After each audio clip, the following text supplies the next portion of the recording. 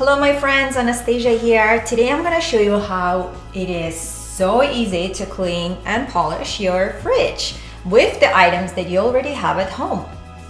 Okay, number one, we have to clean all the fingerprints, all the grease and everything out of the stainless steel appliances. So I have my own solution, which is vinegar and soap. You can find the recipe right over here.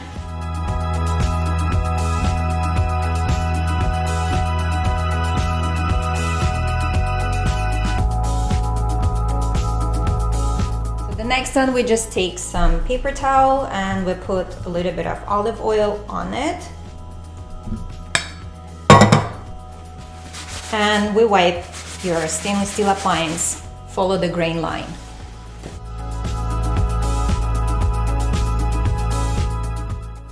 Make sure you follow the grain and just keep on wiping and wiping until all the streaks are gone and it's nice and shiny. Same thing goes for your other stainless steel appliances. Clean and polish, follow the grain.